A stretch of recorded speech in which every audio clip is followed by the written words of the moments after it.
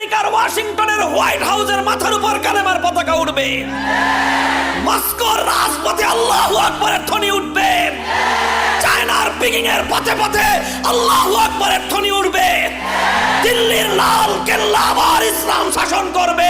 রুখে দেওয়ার সাধ্য দুনিয়ার কোনো ক্ষমতার নয়।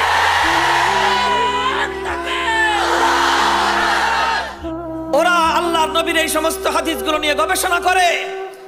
ওরা জানে ইসলামের চূড়ান্ত বিজয় হবে যখন সোভিয়েত রাশিয়ার পতন ঘটল। দুনিয়াটা দুই মেরুতে বিভক্ত ছিল, একটা হলো আমেরিকান ব্লক আর একটা হলো সোভিয়েত রাশিয়ান ব্লক। দুনিয়া দুই ভাগে বিভক্ত ছিল।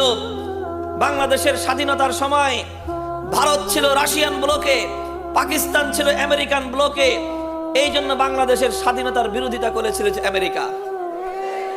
আপনারা জানেন আমেরিকা বাংলাদেশের স্বাধীনতা বিরোধিতা করেছিল, কারণ পাকিস্তান ছিল আমেরিকার পক্ষে আর ভারত ছিল রাশিয়ার পক্ষে। আমাদের দেশে স্বাধীনতা শুধু আমরাই লড়াই করি নাই, আমাদের দেশের স্বাধীনতা নিয়ে ভারত পাকিস্তানের লড়াই ছিল, আমাদের দেশের স্বাধীনতা নিয়ে সোভিয়েত ইউনিয়ন আর আমেরিকার লড়াই ছিল। এজন্য তখন অনেকে বলতো দুই সাম্রাজ্যবাদী কুকুরের লড়াই। বলতে চাই, যখন সোভিয়েত ইউনিয়নের পতন ঘটল, কাদের হাতে পতন ঘটেছিল?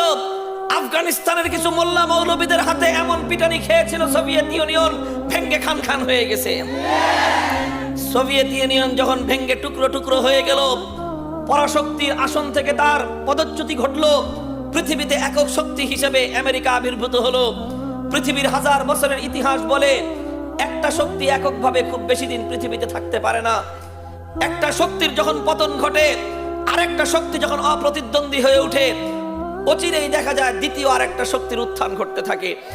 আমেরিকার কাছে সবচেয়ে গুরুত্বপূর্ণ প্রশ্ন ছিল পরবর্তী আরেকটা শক্তির যে উত্থান ঘটবে পৃথিবীর ইতিহাসের অনিবার্য বাস্তবতায়, সেই শক্তিটা কার হবে, কারা উঠবে জেগে। তখন আমেরিকার যে বিশ্ববিদ্যালয়ে, আমেরিকার হার্ভার্ড বিশ্ববিদ্যালয়ের রাষ্ট্রবিজ্ঞানী মিস্টার হান্টিংটন, তিনি গবেষণা করে তথ্য দিয়েছিলেন যে আমেরিকার আগামী প্রতিদ্বন্দ্বিতা হবে পৃথিবীর অন্য কোন রাষ্ট্রীয় শক্তির সঙ্গে নয়, বরং আমেরিকার নেতৃত্বে ইহুদি এবং খ্রিস্টবাদের পশ্চিমা বিশ্বের শক্তির সঙ্গে আগামী চূড়ান্ত মোকাবেলা হবে উম্মতে মুসলিমার সঙ্গে। মক্কা এবং মদিনার নেতৃত্বে জেগে ওঠা উম্মতে মুসলিমার সঙ্গেই আমেরিকার নেতৃত্বাধীন পশ্চিমা শক্তির চূড়ান্ত লড়াই হবে।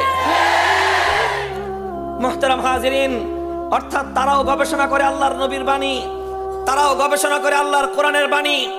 গবেষণা করে করে ওরা নির্ধারণ করেছে যে ওদের আগামী লড়াই হবে মুসলমানদের সঙ্গে। এরপর থেকে ওরা শুরু করলো মুসলিম জাতির বিরুদ্ধে ষড়যন্ত্র। যখন সোভিয়েত ইউনিয়নের সঙ্গে আফগানিস্তান যুদ্ধ করত, তখন আফগান মুজাহিদদেরকে বলা হতো স্বাধীনতাকামী।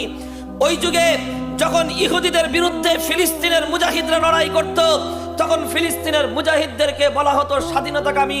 প্যালেস্টাইন ফেরত স্বাধীনতার মুক্তিযোদ্ধা, আফগান ফেরত স্বাধীনতার মুক্তিযোদ্ধা। আর যেই নাকি সোভিয়েতের পতন ঘটলো, আফগানিস্তানের মুজাহিদ হয়ে গেল, এখন সেই আফগান যোদ্ধারা হয়ে গেল জঙ্গিবাদী। হাজিরিন, এত কথা বলা আমার উদ্দেশ্য নয়। আমার উদ্দেশ্য হলো তোমাদেরকে একটা বিষয়ে সচেতনতা তৈরি করা।